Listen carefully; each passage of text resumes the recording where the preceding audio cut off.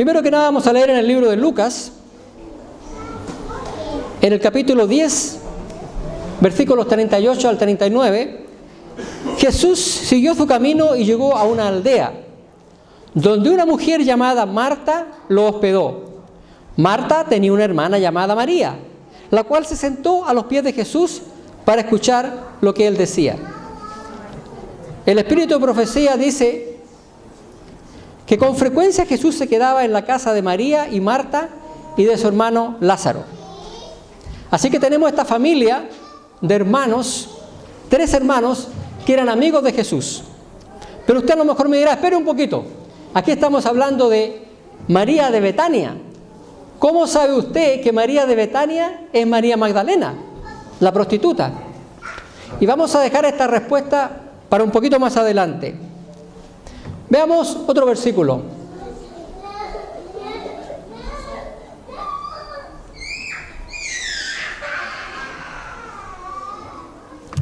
Dice, aquellos que estaban presentes, y está hablando acá de la fiesta que Simón el leproso le dio a Jesús, aquellos que estaban presentes, que habían visto a Cristo resucitar a Lázaro de los muertos, y que ahora vivían esta experiencia en la casa de su tío, comenzaron a preguntarse diciendo, ¿quién es este que también perdona pecados? Entonces, Lázaro y su tío, ¿quién era el tío de Lázaro? ¿Quién era el tío de Lázaro? Estamos en la fiesta de Simón el fariseo leproso, aquel que Jesús curó. Aquellos que estaban presentes, que habían visto a Cristo resucitar a Lázaro de los muertos, y que ahora viene esta experiencia en la casa de su ¿quién? ¿Tío de quién? De Lázaro, tío de Lázaro. Ahora, si Lázaro era sobrino de Simón el fariseo, obviamente también Marta y María, que eran hermanas de Lázaro, también eran sobrinas de Simón el fariseo. Muy bien, sigamos avanzando.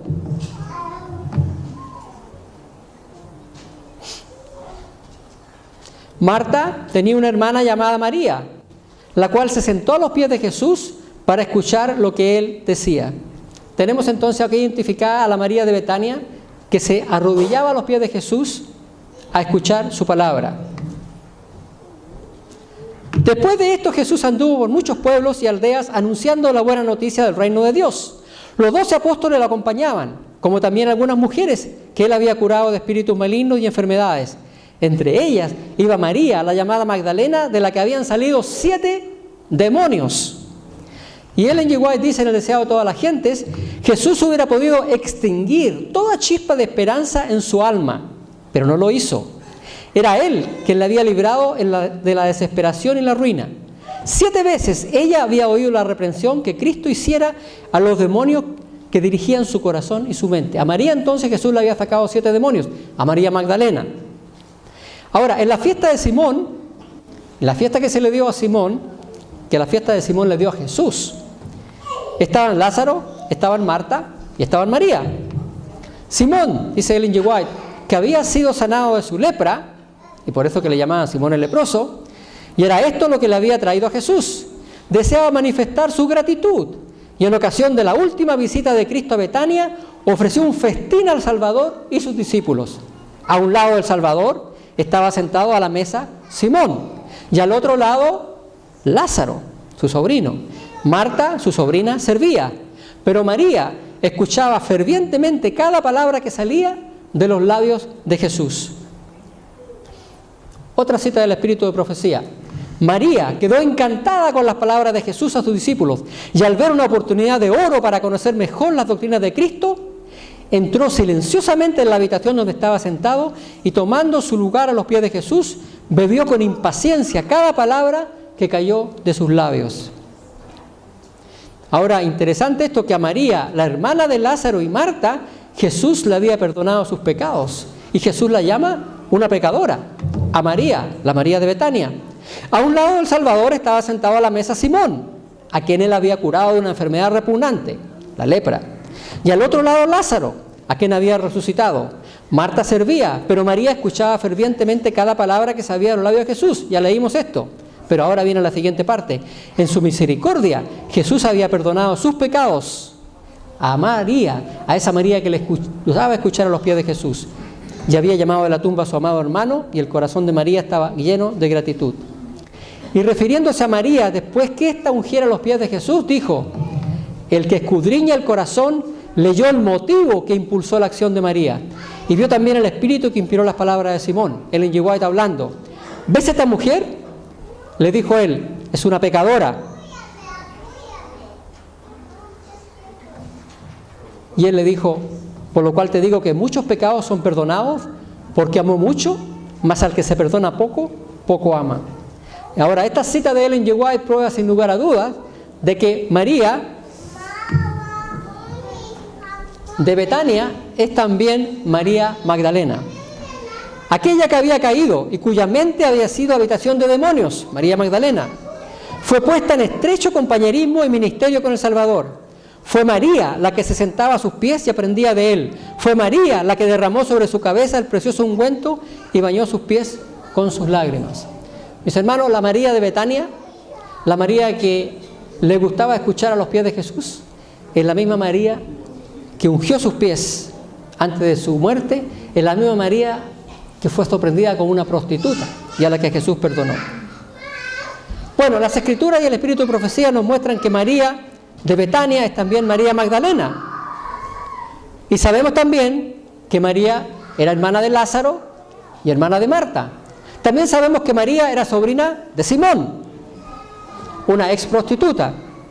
Pero ¿qué fue la que la llevó a convertirse en una prostituta? ¿Qué ocurrió en la vida de María que cambió su vida tan drásticamente que dejó a su familia, se fue a vivir a Magdala y comenzó a trabajar vendiendo su cuerpo?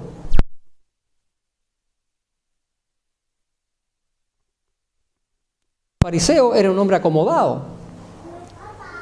El Espíritu de Profecía asevera que Jesús sabía por qué esta mujer había terminado en una vida de pecado. María había sido considerada como una gran pecadora, pero Cristo conocía las circunstancias que habían formado su vida. Sabía por qué había llegado a ser una pecadora.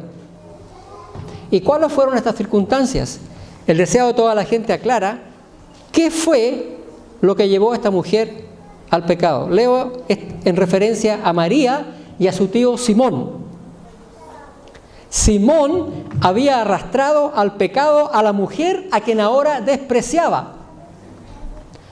Otra cita: Simón recibió la disciplina divina al quedar leproso después de su pecado con María.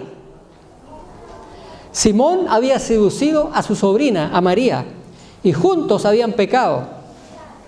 Y María, avergonzada, se había ido de su casa. Había llegado a Magdala y en su vergüenza se había convertido en una prostituta. Solo Jesús conocía la verdad.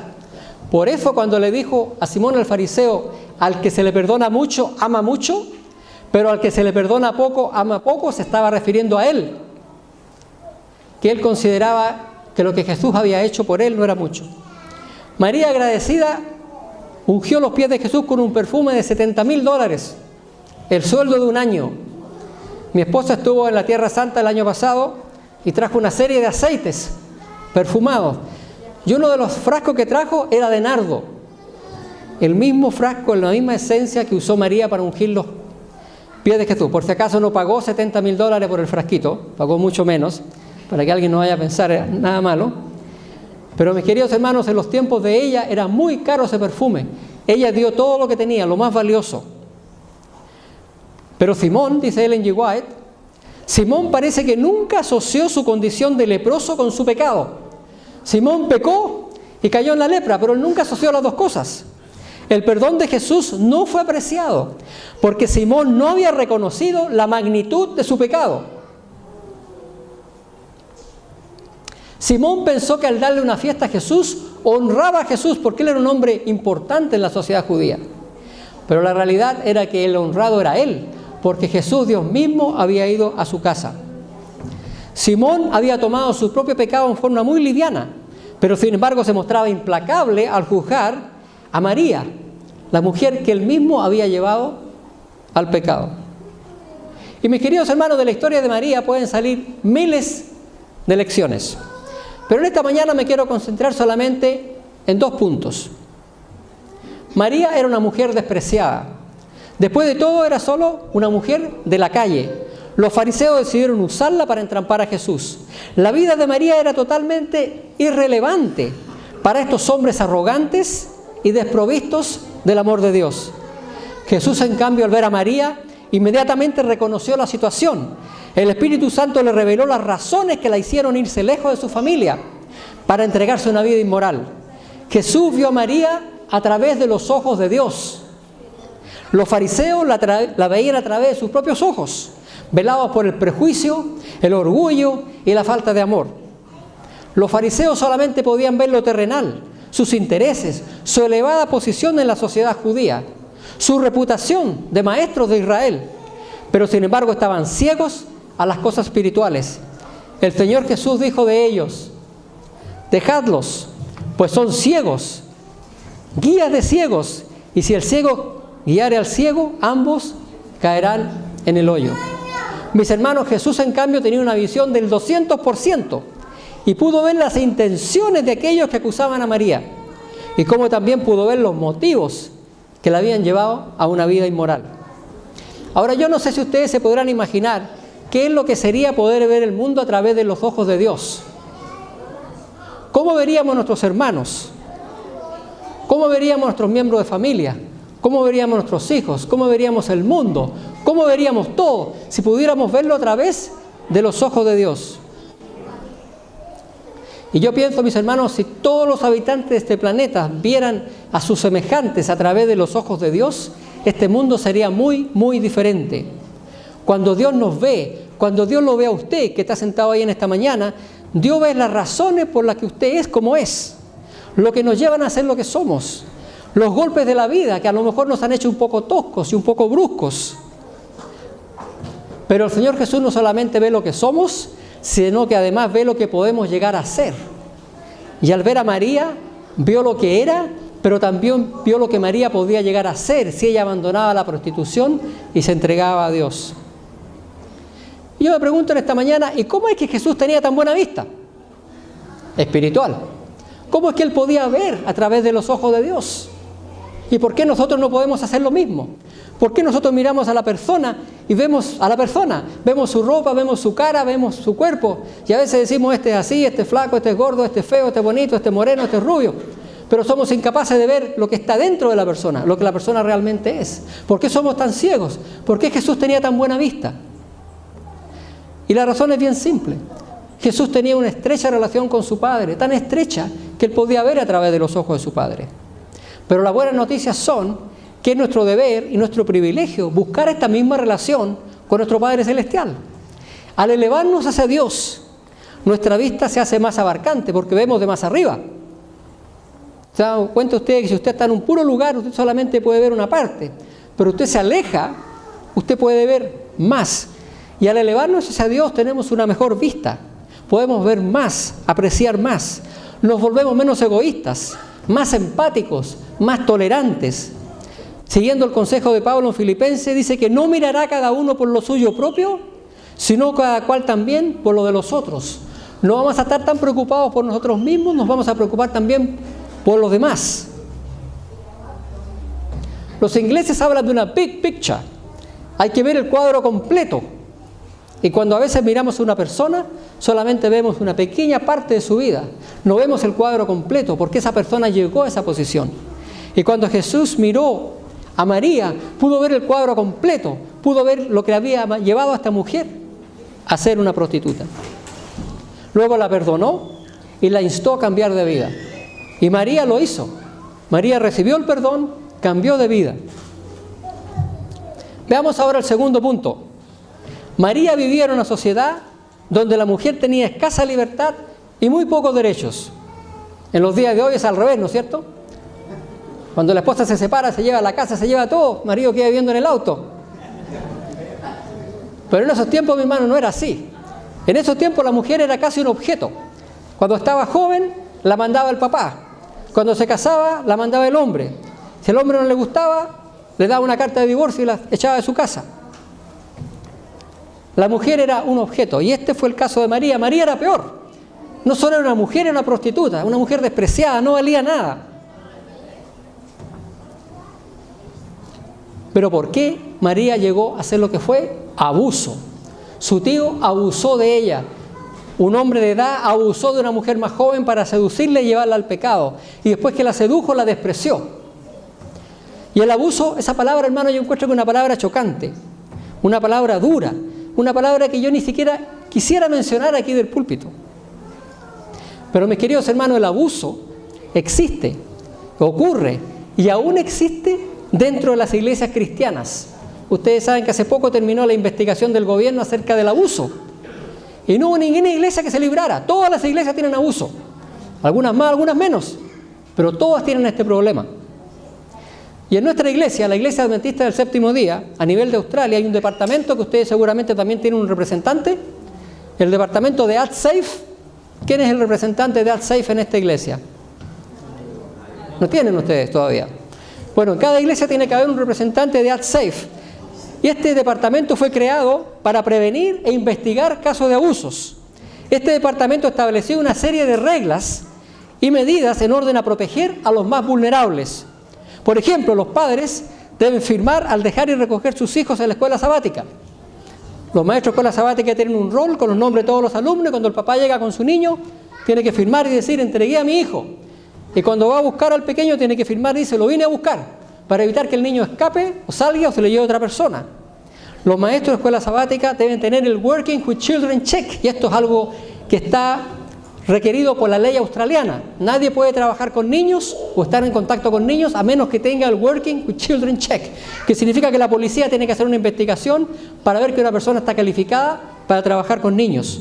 Las salas de clase tienen que tener ventanas, no pueden ser cerradas. En fin, hay una serie de medidas que AdSafe ha tomado para prevenir que en la iglesia se produzcan casos como el de María Magdalena.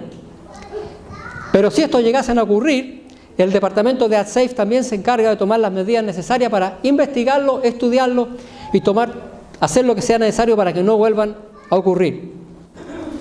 Pero yo me preguntaba, está bien, tenemos un departamento, la Iglesia Adventista es una pionera en esto. El departamento de AdSafe existe hace más de 20 años, o cerca de 20 años. Pero ¿por qué ocurre abuso en las iglesias cristianas? ¿Cómo es posible que en una iglesia donde se adora a Dios ocurra este tipo de cosas? ¿Cuál es el motivo? Y yo me preguntaba, ¿será que realmente somos seguidores de Jesús? Y ese es el tema de esta mañana. ¿Seguidores de Jesús? Una pregunta. ¿Será que realmente somos seguidores de Jesús?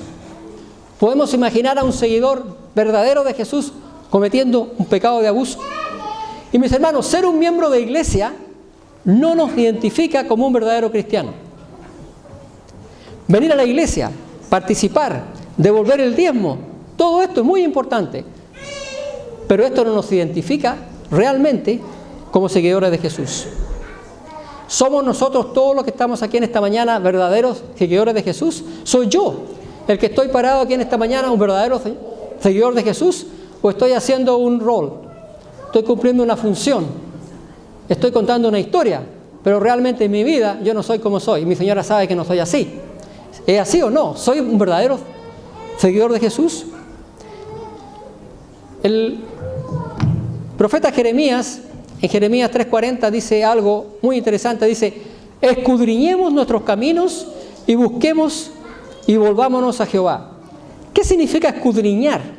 Significa, dice el diccionario, examinar algo con mucha atención, tratando de averiguar las interioridades o los detalles menos manifiestos. ¿Y qué es lo que dice el profeta Jeremías que tenemos que escudriñar? Nuestros caminos, lo que estamos haciendo, el camino que llevamos, la forma en que vivimos. Tenemos que escudriñarla, tenemos que estudiarla con atención, tratando de averiguar las interioridades, por qué hacemos las cosas y qué es lo que estamos haciendo. ¿Qué pensamientos mantenemos en nuestras mentes durante el día? ¿Qué es lo que ven nuestros ojos? ¿Qué es lo que hablan nuestros labios? ¿Qué imágenes tenemos almacenadas en nuestros teléfonos y tabletas? ¿Qué es lo que vemos en las pantallas de nuestros computadores? ¿Qué es lo que tipo de escenas vemos en los televisores? ¿Cómo tratamos a nuestra esposa en la intimidad de nuestro hogar? ¿Cómo tratamos a nuestros hijos? ¿Cómo tratamos a nuestros hermanos de iglesia? ¿Cómo es nuestra ética laboral? Y tal vez alguno esté pensando ya a estas alturas, este hermano parece que es medio fariseo. Está predicando aquí salvación por las obras. Y mis queridos hermanos, la salvación solamente se obtiene por los méritos de Jesús. Ninguna obra de un ser humano puede obtenerle salvación. La salvación solamente se obtiene por la gracia gratuita que nos da el Señor Jesús. Pero lo que yo pregunto en esta mañana, mis queridos hermanos, es ¿qué es lo que está pasando en la iglesia llamada cristiana? ¿Por qué está ocurriendo abuso? Si somos realmente seguidores de Jesús, si hemos sido perdonados de nuestros pecados, si estamos siendo salvados por la gracia de Jesús, ¿cómo puede ser que ocurra abuso dentro de las iglesias cristianas? Padres que abusan de sus hijas, tíos que abusan de sus sobrinas, abuelos que abusan de sus nietas, hermanos que abusan de sus hermanastras, dirigentes religiosos que abusan de las ovejas que han sido entregadas a su cuidado. ¿Qué es lo que demuestra todo esto? Que se cumplen las palabras del Señor Jesús cuando dijo: este pueblo de labios me honra, mas su corazón está lejos de mí. El origen del problema, mis queridos hermanos, ha sido y sigue siendo no que no sigamos a Jesús, sino que lo hacemos con un corazón dividido, manteniendo costumbres y hábitos que no nos permiten una entrega total a Dios. Y mantener cualquier cosa en nuestra vida que tenga semblanza de pecado es peligroso, porque una cosa lleva a la otra. Mi abuelo, como buen alemán, le gustaba la cerveza. Tomaba cerveza todos los días a la hora de almuerzo. Cuando cumplió 50 años, ese hábito que tenía mi abuelo de tomar cerveza se convirtió en una adicción. Y mi abuelo se convirtió en un alcohólico, un hombre que andaba tirado en la calle, borracho. Un hábito a una adicción. Y el alcohol tal vez es un mal ejemplo, porque los adventistas del séptimo día no toman alcohol, ¿no es cierto? Bueno, la mayoría no toma. Pongamos otro ejemplo. A alguien que le gusta ver escenas no apropiadas en el televisor. Prende el televisor, está dando una película y lo que sale ahí realmente no es muy bueno, ¿no? No es muy aconsejable, pero lo va a ver igual porque está aburrido, está cansado, no se puede molestar de mover el control. Ve la película y le gustó al final. Y empieza a crear un hábito de ver cosas no apropiadas. De pronto ese hábito ya no es suficiente, ahora quiere ver cosas más fuertes. Se va al computador. Y en nuestros computadores, mis hermanos, está toda la escoria del mundo a nuestro alcance. Y entonces el hábito se convierte en una adicción. Ahora esta persona necesita más y más escenas más fuertes para satisfacer su adicción. Y así se hunde más y más en la contemplación de escenas depravadas y degradantes. ¿Hasta dónde lo va a llevar su adicción? Los lleva finalmente a la pornografía infantil, a la depravación y a las peores cosas. Pero todo comenzó con algo que no era tan malo y fue progresando, progresando, progresando. El punto que quiero hacer, mis queridos hermanos, es que mantener cualquier cosa en nuestras vidas que tenga semblanza de pecado es peligroso. Una cosa nos puede llevar a la otra. Tenemos que tener mucho cuidado de lo que permitimos en nuestras vidas. Efesios 5:3 dice lo siguiente el apóstol Pablo: pero fornicación y toda inmundicia o avaricia ni aun se nombre entre nosotros, como conviene a santos. El apóstol nos amonesta que ni se hablen de estas cosas, no se mencionen. ¿Qué pensaría el apóstol Pablo de aquellos de nosotros que prendemos el televisor y vemos programas donde se sanciona y se glorifica la fornicación y el adulterio? Hasta el punto, ¿no es cierto?, de que si alguien dice algo, dice tú eres old fashioned, o si no, narrow minded, ¿no? Personas que hay que tener ahora hay que ser abiertos de mente ahora, ¿no? Alguna gente que está abierta de mente que se le cae el cerebro porque parece que ya no pensaran. El profeta Jeremías, mis queridos hermanos, nos amonesta a escudriñar nuestros corazones, a analizar nuestras vidas. Y si encontramos cosas que no están correctas, a volvernos al Señor, descartando toda aquella cosa que nos pueda separar de Él. Leíamos en delante: escudriñemos nuestros caminos y busquemos y volvámonos a Jehová. Solo así, cuando todos nosotros nos hayamos entregado al Señor de todo corazón, podremos asegurar que no va a haber más abuso en la iglesia. Y el departamento de AdSafe va a quedar obsoleto, no va a haber más departamento de AdSafe. Queridos hermanos, la historia de María Magdalena se pierde en la neblina del tiempo. Después de la resurrección de Jesús, ya no vuelve a aparecer en las historias del Nuevo Testamento.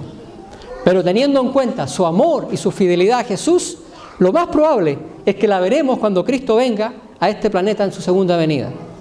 La historia de esta mujer es triste, aunque con un final feliz. Pero nosotros queremos evitar este tipo de tristeza en nuestra iglesia. Necesitamos fomentar un ambiente donde el abuso no tenga cabida. Mis queridos hermanos, necesitamos una iglesia pura, santa, no para ganarnos la salvación, sino para que seamos un ejemplo para el mundo, pero por sobre todo, para que todos aquellos que vengan a adorar en nuestra iglesia se puedan sentir seguros de cualquier tipo de abuso. Usted que tiene hijos pequeños, aquellos de nosotros que ya no tenemos hijos pequeños, pero tenemos nietos pequeños, seguramente apreciamos la importancia de que la iglesia ofrezca un ambiente santo y puro, donde los más vulnerables, los más pequeños, se puedan desarrollar con seguridad y confianza, sin la amenaza del abuso. ¿Y cómo conseguimos esto? ¿Cómo podemos lograr crear este ambiente de santidad y seguridad en la iglesia? Esto solamente depende de usted, de mí. Si cada uno de los que estamos acá en esta mañana nos entregamos a Dios de todo corazón, abandonando todo aquello que aún tenga un viso de pecado en nuestras vidas, el Señor purificará nuestras mentes y nuestras almas. Y entonces la iglesia se va a volver pura y santa, porque la iglesia está formada por nosotros. Si nosotros somos puros y santos, la iglesia va a ser pura y santa. Mis queridos hermanos, una iglesia pura y sin mancha no es lo que yo deseo. Bueno, yo lo deseo, ¿no es cierto? Pero esto más que nada lo desea Dios mismo. Esto es lo que Dios quiere para su pueblo. Y concluyo con el versículo que leyó nuestro hermano al comienzo, en Efesios 5, 26 al 27. Así como Cristo amó a la iglesia y se entregó a sí mismo por ella para santificarla, habiéndola purificado en el lavamiento del agua por la palabra, a fin de presentársela a sí mismo, una iglesia gloriosa, que no tuviese mancha ni arruga ni cosa semejante, sino que fuese santa y sin mancha. Amén.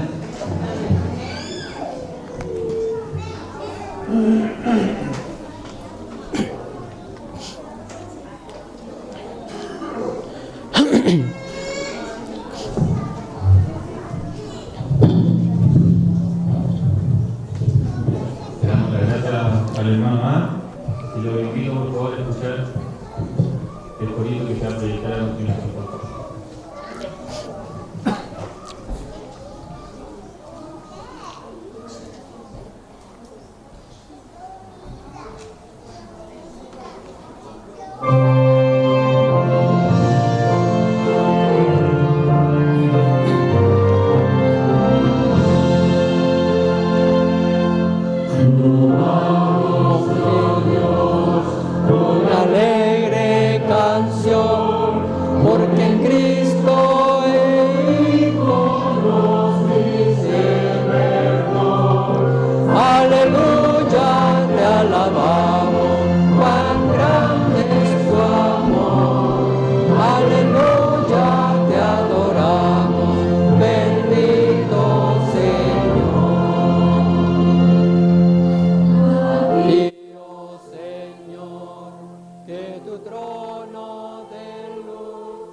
Has dejado por darnos perdón en la cruz. Aleluya, te alabamos, cuán grande es tu amor.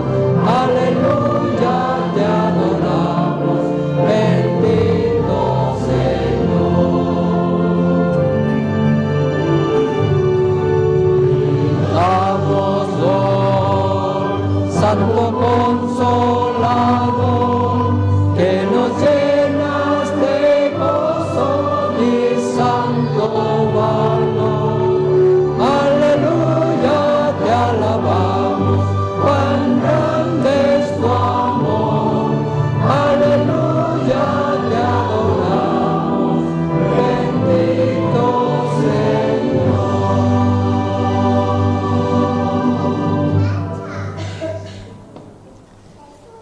Cariñoso Padre que estás en los cielos, te agradecemos, Señor, porque a pesar de que somos pecadores, tú siempre nos das una nueva oportunidad, una nueva chance para arrepentirnos y acercarnos a ti. Sabemos, Señor, de que todos los que estamos aquí de una manera o de otra tal vez no estamos siguiéndote de la forma como debiéramos hacerlo.